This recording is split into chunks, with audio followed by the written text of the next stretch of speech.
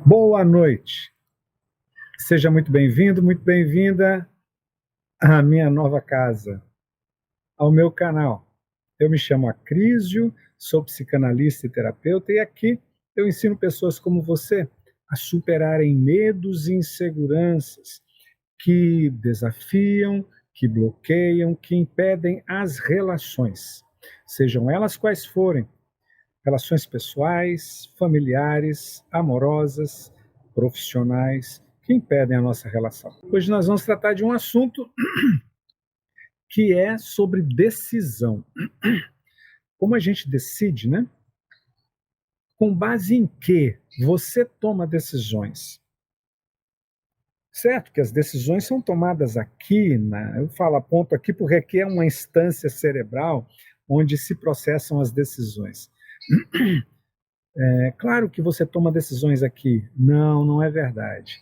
Muitas decisões são tomadas emocionalmente, outras instintivamente. Nem todas as decisões são tomadas aqui no pensamento, né?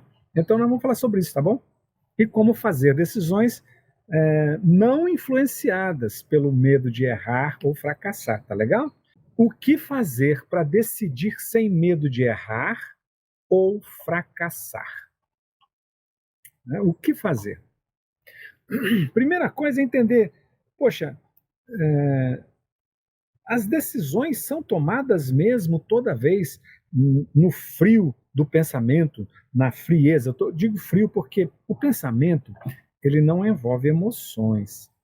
O pensamento ele pode acionar emoções, mas o pensamento ele é algo assim mais azul, né? Menos quente.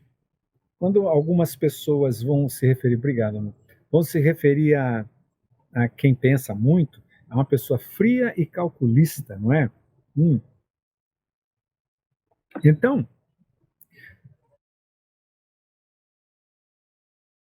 geralmente as coisas ficam meio pesadas. Eu vou contar a historinha de um rapaz que me procurou um dia. Cris, eu estou com um problema. Qual é o problema? Eu estou com uma namorada. Desde quando uma namorada é um problema, né? Pois é, tem 4 anos que eu estou com ela. Qual é o problema que você tá com a namorada? É que eu sou casado. Foi certo, isso é um problema. Esse é um problema, né? E o que você quer fazer? Ele disse: Eu não sei. Eu não sei se fico com a minha esposa ou se eu fico com a minha namorada. Eu falei, mas o que está pegando? Ele, durante vários momentos de encontros nossos, ele revelou os pensamentos. Ele colocava tudo na balança. Ele ponderava todos os lados, de uma ou de outra. Ele queria ter vantagens. E as vantagens, eu estou falando mental, não apareciam. Porque o que era vantagem em uma, não era vantagem na outra. O que era vantagem na outra, não era vantagem em uma. E isso deixava ele sempre na dúvida. Né? Caramba, cara, como é que vai fazer, né? Se você ficar pesando essas coisas, não vai dar certo. Por que você é tão indeciso? Bom, ele decidiu. Ele pediu um tempo na casa dele e foi morar no mesmo condomínio em que a esposa e os filhos moravam, para se afastar, no mesmo condomínio. Levava as crianças para a escola, deixava na casa, mas ia para a casa da namorada. E a namorada ficou pé da vida com ele, porque ele não foi morar com ela. E ele não decidia assumir a relação com ela. E disse ao seguinte: eu não te quero mais não. Pode voltar. Pode voltar para sua mulher. Ele colocou o rabo entre as pernas e voltou para a mulher dele. E ela se casou com outra pessoa e teve filhos. E ele continuou com a esposa, claro, né? Ele pôs a cabeça no lugar, resolveu pensar com outra forma. Decisões. As decisões não envolvem só o pensamento. As decisões, gente, envolvem pensamentos, emoções e o nosso ímpeto, nosso instinto, nossos comportamentos. Essas três coisas devem estar juntas. Mas quando as decisões envolvem as emoções, nós também cometemos erros. Uma pessoa diz assim: nossa, eu estou apaixonada. É uma mulher, estou apaixonada por alguém. A Aline dizendo: gostaria de saber como funciona, pois preciso de ajuda com o meu emocional. Vou falar do emocional agora, então, Aline. Ó. Eu estou apaixonadíssima por uma pessoa. Mesmo? Mas eu não quero mais ficar com meu marido. É mesmo? Ele é uma pessoa muito legal. Não me incomoda. Eu saio, vou sair com as minhas amigas e ele não me incomoda. Ele não me pega no pé e eu estou apaixonada por um cara. Nossa! E ela estava tomando uma decisão apenas pelas emoções. E essa decisão apenas pelas emoções fazia com que ela não ponderasse pensamento alguns aspectos. Um deles, o camarada estava ainda no relacionamento com a esposa, querendo sair. Estava testando ela. E ela apaixonada pelo cara. Que o cara estava investindo tudo nela, né? Mas ela não estava pensando nisso. Que da mesma forma que ele está deixando uma para ficar com outra, mais tarde ele poderia deixar essa outra para ficar com outra uma. Entende? Então ela não estava conseguindo elaborar isso porque ela estava só no emocional. Eu disse que são três instâncias: o pensamento, a emoção e o ímpeto, o instinto, os comportamentos. Outra pessoa disse assim: Cris, eu não quero mais saber. Já quebrei tudo em casa, toquei fogo nas roupas dele. Não quero, cortei, passei tesoura, joguei tijolo no carro dele. Eu não quero mais saber disso. Então ela num rompante de muita raiva, né? Deixando-se levar pelos instintos. E aí entra o momento do nosso tema: o que fazer para decidir sem medo de errar ou fracassar? Claro que eu resumi tudo em relacionamento amoroso, mas quando a gente fala medo de errar, é medo de errar em algo que eu faço e não dá certo. Medo de fracassar sou eu, que eu não funcionei, eu não fui apto. De novo eu fracassei na relação, de novo eu fracassei na tentativa de ser feliz. Quando eu estou falando do medo de decidir, por causa do medo, a indecisão por causa do medo de errar ou fracassar, eu estou falando da minha dor, da minha experiência negativa que eu vivi no passado, anteriormente. Eu não estou falando do erro, eu não estou falando do fracasso em si. Vou mostrar para você por quê. No final da live eu tenho uma novidade, um presente para vocês, tá bom? O que nós aprendemos na infância sobre erro? E isso eu bato muito nessa tecla, gente, porque os nossos pais quiseram nos ensinar o que era certo. Para quem? Para eles. O que era certo para os nossos pais. E nós vivemos sob essa informação muito forte. Isso é errado, isso é errado, isso é errado, que eles queriam que a gente acertasse. Mas nesse desejo de que a gente acertasse, eles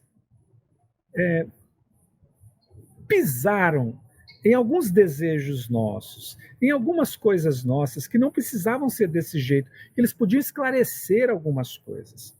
Uma pessoa, uma aluna minha, diz assim: eu tenho muito medo de cobrar algo do meu funcionário, do meu liderado. Eu tenho medo de cobrar.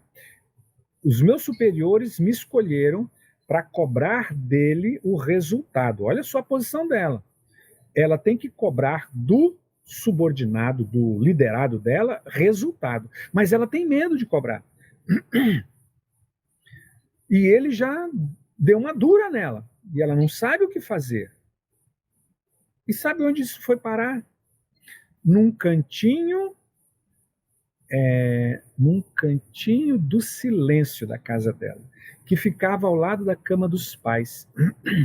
Quando ela fazia alguma coisa errada que o pai não gostava, colocavam essa garota, essa menina, lá no cantinho do pensamento. Mas você sabe o que ela traduziu por cantinho do pensamento? O cantinho do pensamento, para ela, significava o quê? Significava repressão, significava você errou, significava que vergonha que você fez isso. Cantinho do silêncio não era um cantinho para refletir, era um cantinho para ela sentir a vergonha por ter errado. A vergonha por ter errado. E essa dor está nela até hoje. E ela tem medo de errar com as pessoas. Entende isso? Olha. E a gente fala, o que fazer para decidir sem medo de errar ou fracassar? Não ter tido passado, não ter tido infância, não ter tido os pais que você teve. Nossa, Crísio, não é isso que eu quero dizer. Nós tivemos os nossos pais. Aliás, os nossos pais foram os melhores pais para nós. Não, ele me batia, foi o único que eu pude ter, ué. Não é mesmo? São eles que me deram a vida. Bom, eles fizeram o que eles sabiam. Pega seu papai e sua mamãe, aqui na sua mente, não é para pegar aí na vida concreta, não real, e vai lá na sua infância. Olha para o seu pai e sua mãe, corrigindo vocês. Você. Agora, pega seu pai e sua mãe e leva ele na infância dele. E olha eles dois, sendo corrigidos pelos pais deles. E agora traz a criança do seu pai e sua mãe para conversar com a sua criança. Você consegue fazer isso? Bora fazer? Olha, esse é um exercício mágico.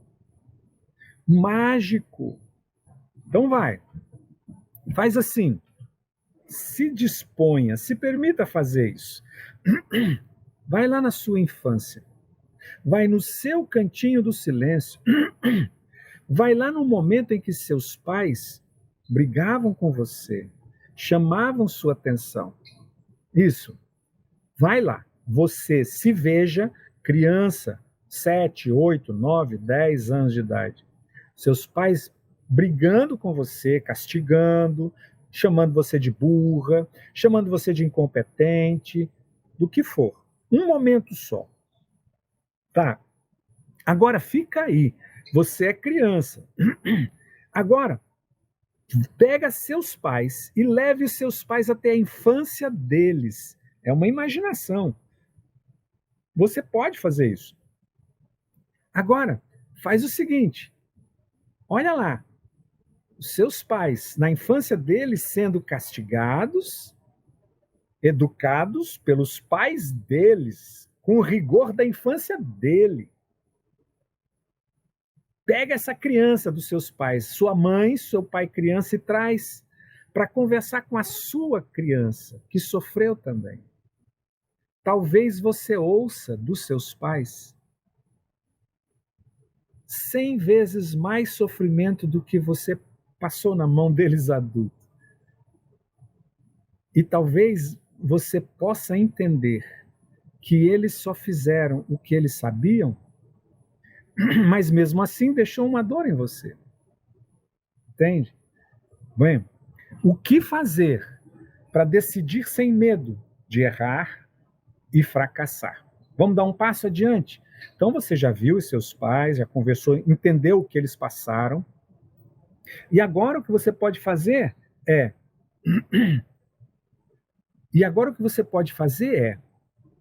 eu cresci, eu conheço a minha infância, eu conheço a minha dor emocional. Essa dor me impede de ser livre hoje. Eu não tenho medo de decidir. Eu tenho medo da dor que eu senti na minha infância. Essa dor eu quero evitar de me encontrar com ela hoje. É essa dor que eu não quero sentir. Não é errar ou fracassar. É sofrer o que eu sofri um dia ao errar, ao fracassar. E aí eu acabo fugindo de decisões que eu posso tomar hoje como adulto. Eu acabo fugindo de decisões que eu sou capaz de fazer hoje como adulta, por medo da dor do passado, entende? Então, não adianta criarmos estratégias sem irmos à nossa origem, à dor do nosso coração e curar essa dor. Porque não vai ser verdadeira a minha mudança, né? Um casal, 23 anos de casados. Ele, há 20 anos, chamou a esposa, que não eram casados, e disse: vamos fazer um contrato de comunhão estável no cartório. Nesse contrato, você não vai ter direito a nada meu. Nada. Paralelamente a isso, eu vou fazer um testamento em que você recebe parte da herança que eu tenho para meus e nossos filhos. 23 anos de casados. Ela, ainda hoje, não tem o sentido de estar casada com esse homem.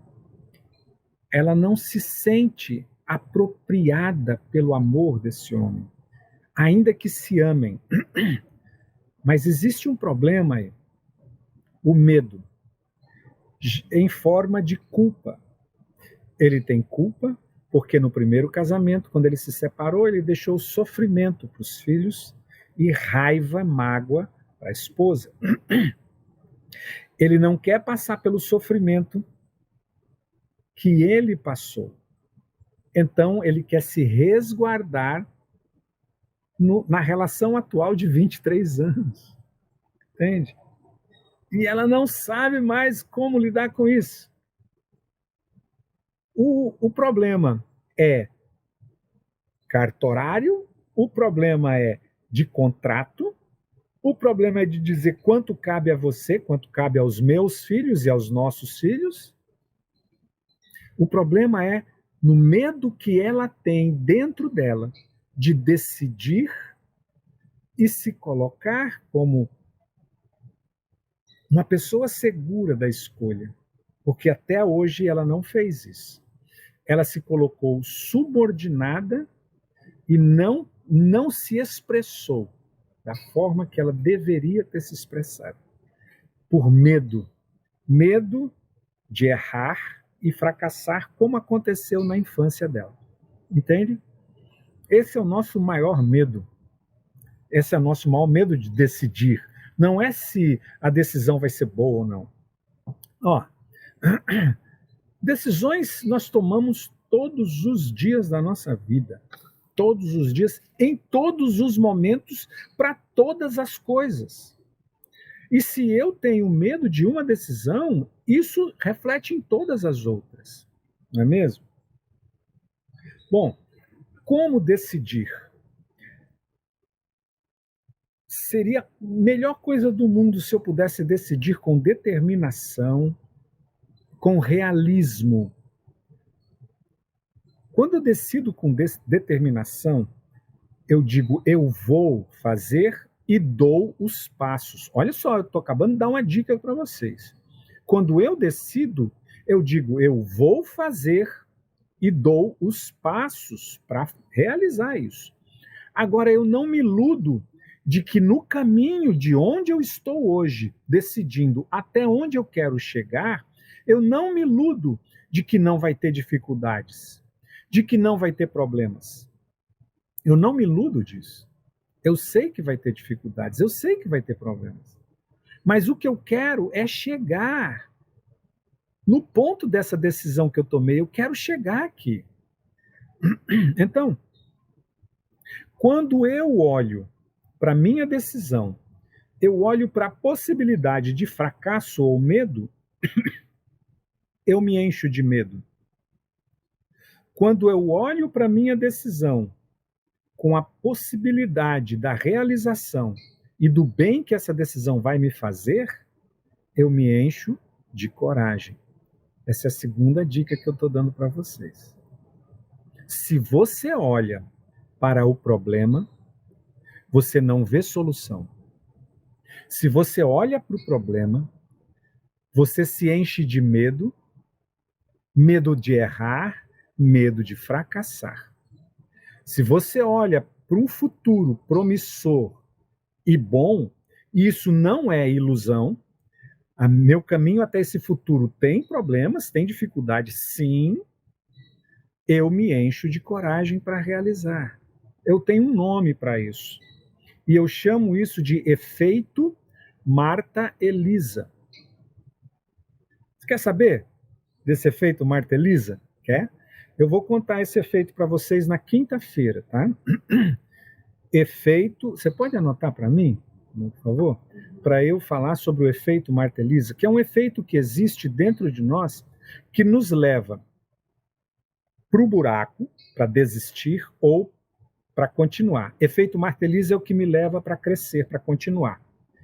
Eu vou dizer para vocês, esse efeito eu aprendi, eu vi acontecendo comigo aos 10 anos de idade e que ele se repete na minha vida e na vida de todo mundo. Efeito Marta Elisa, tá bom? Se quiser o sobrenome desse efeito, é efeito Marta Elisa Peralta. Quinta-feira eu vou contar. Então, ele parte desse princípio. Se você pensar na decisão a partir do erro e do fracasso, você para, você procrastina, você desiste. Se você pensar na mesma decisão a partir dos resultados positivos, você se encoraja e se encaminha.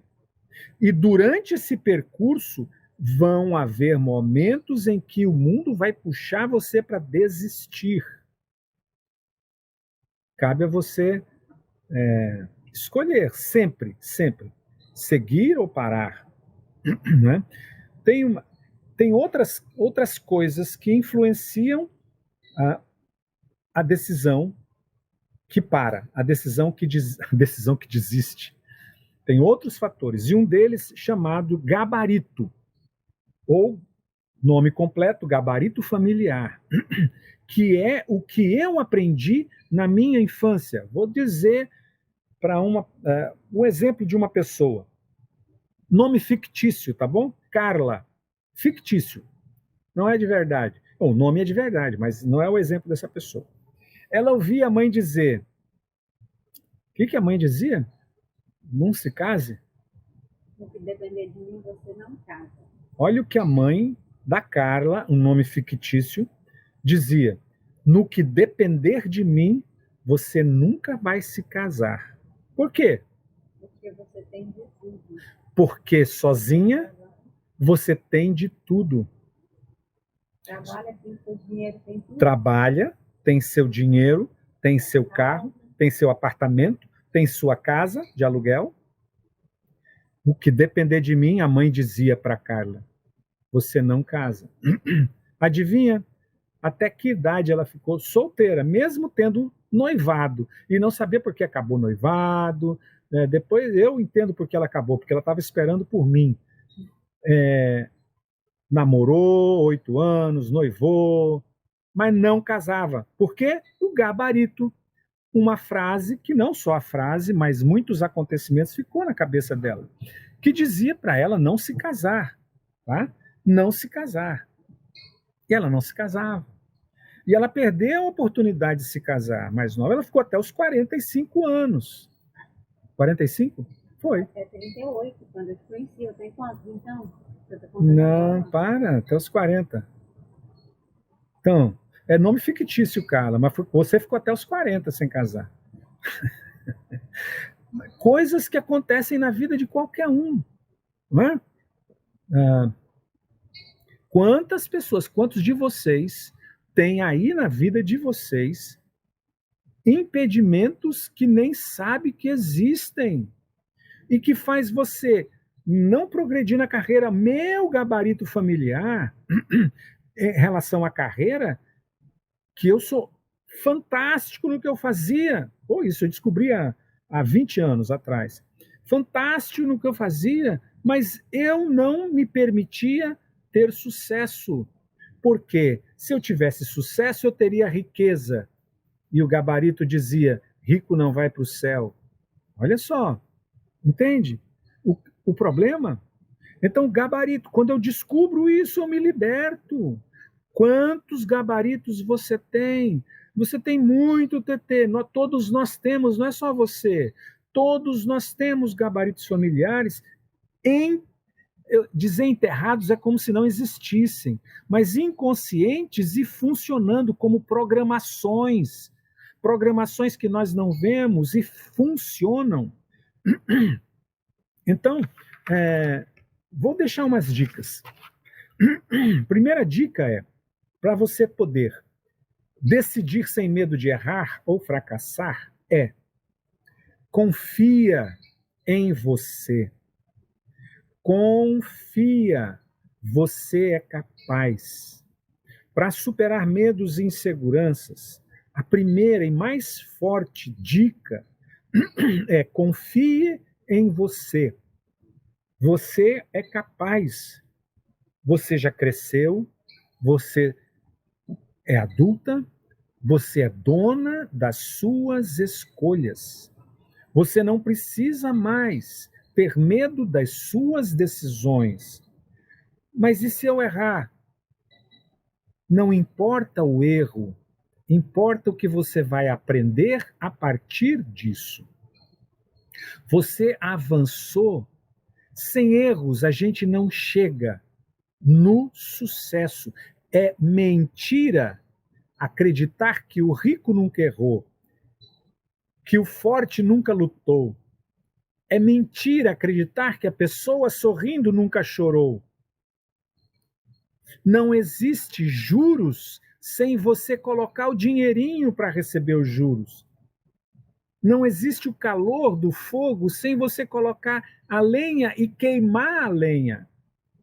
Então, muitos de nós queremos acertos sem caminhar, sem possibilidade de errar. É mentira, nós vamos errar. Nós vamos errar. E errar é bom demais. Eu errei o caminho, nós estamos em Maraú, na Bahia, arquipélago de Maraú. 300 quilômetros abaixo de Salvador, 300 quilômetros acima de Ilhéus. Um lugar lindo. Eu segui o Maps. Segui o Maps. Vamos pelo caminho mais curto. E o caminho mais curto, os últimos 90 quilômetros eram só buracos. Eu errei, mas eu ganhei um aprendizado. Não é a primeira vez que eu erro. Deve ser a terceira vez, né? Deve ser a terceira vez. Erros diferentes, medidas diferentes, mas eu estou ficando expert em avaliar algumas coisas. Entende? Eu já estou começando a olhar outras coisas por causa do erro, mas o erro foi bom. A paisagem era lindíssima. A estrada horrorosa, ainda mais a gente acostumada só a andar em asfalto, não é mesmo? Bom, Maraú, um lugar maravilhoso. Se não tivesse... Para chegar em Maraú tem que passar em 45 minutos de chão, de buraco, buracão. Né? Não tem jeito, mas o lugar é um paraíso. Não se chega ao paraíso sem um purgatório, sem um inferninho, sem um sofrimento, não é? Tá bom. Então, confia em você. Você cresceu, você aprendeu muita coisa na vida até chegar nesse momento. Você aprendeu muita coisa e é capaz. é capaz de assumir os resultados do seu percurso, do seu aprendizado. Essa é a primeira coisa. A segunda dica é reformule os seus gabaritos. Reformule. Atualize. Mas para fazer isso você precisa identificar. Como identificar se tem algo inconsciente? Como? Como? Não é? Então, esquece hipnose, tá bom? Esquece hipnose. Não estamos falando de hipnose. Identificar gabaritos, que foram aqueles formados na infância, do 0 aos 12 anos, é um trabalho consciente, progressivo e mental, emocional e comportamental. Tá bom? Que legal, Carlinha. Sua prima passou aqui, né, em Maraú. Itaipu de Fora. Lindo, muito lindo. Mas ninguém aguenta os 45 quilômetros. Ninguém quer asfaltar esses 45 quilômetros. Tem 20 anos a praia. Ninguém quer asfaltar. Só tem mansão aqui dentro. Ninguém quer asfaltar. Se asfaltar, o que acontece, né? Vira uma loucura isso aqui. Mas tá bom, olha só. Comprem sim. Tá bom. Bom, então reformule o seu gabarito. Algumas pessoas que estão reformulando os gabaritos, e começaram semana passada, estão fazendo o processo terapêutico à origem. Talvez você não tenha ouvido falar no processo terapêutico, talvez você não tenha tido oportunidade de entrar nessa turma. Eu nem sei se vou fazer outra turma, mas a pessoal que está assistindo, que está agora fazendo o processo terapêutico, vão se encontrar com muitos gabaritos antigos, negativos, repressores, limitantes. E eles vão poder reformular isso. E isso vai ser uma libertação na vida deles. Não é? Tá? E aí? A crise, eu não pude entrar, o que eu faço? Infelizmente já começou. Né? Se eu abrir uma outra turma, que talvez não abra, porque eu quero me dedicar a pessoas que trabalham com pessoas, a terapeutas, psicanalistas, novos entrantes nesse mundo da ajuda ao próximo, para entregar a eles um material riquíssimo de mudança de vida. Então, talvez eu me dedique a isso. Bom, mas eu quero dizer que se você não conseguiu, tem algo fantástico chamado F5, uma teclinha no computador chamada F5. Sabe para que ela serve? Para atualizar, né? Dar um refresh. Então, F5 é um curso totalmente online, vídeos gravados por mim, com uma base muito profunda de teoria sobre autoconhecimento e fala também sobre gabaritos familiares. Então, se você quiser, ele está altamente acessível. Se você não pôde entrar no processo terapêutico Origem por causa do valor, que eram 12 de R$ 99,50, o F5, eu tenho certeza que você pode fazer. Né? Está com 75% de desconto e o link deve estar sendo colocado aqui no site já. Né? Deve estar sendo colocado nos comentários aí, vai ser deixado. Você também pode entrar no link da bio, tá bom? Reformula seus gabaritos, dá um refresh na sua vida, aperta o F5, aprofunda nisso, você pode tomar decisões e transformar sua vida. Né? Vou até pedir para a equipe colocar aí o link já no perfil, nos comentários aqui no YouTube, no Face, no Instagram, já está rolando aí, ó. acrisio.com.br/F5, tá? E já deve entrar aqui também no TikTok. Entrem, acessem, façam o F5, eu recomendo. É um trabalho de 20 anos meu para vocês, com 75% de desconto, tá bom? Se quiser, convido você para na quinta-feira, eu vou trazer, não falei para ninguém isso, só quem fez o presencial comigo, um dos meus 10 treinamentos presenciais, é que conhece o efeito Martelisa. Eu vou falar o efeito Martelisa na quinta-feira. E se você conhece alguma pessoa chamada Martelisa, pede para ela estar aqui. Quem sabe eu encontro Pede para ela estar aqui que eu vou falar do efeito Marta Elisa. Tá bom? Gratidão a vocês. Eu me despeço por aqui. Como hoje é noite de lua cheia, eu vou dar uma caminhada na praia agora para me acalmar. Beijo muito grande, fiquem com Deus e até quinta-feira com o efeito Marta Elisa. Tudo de bom, gente. Dá licença que eu vou desligando. Tchau, tchau.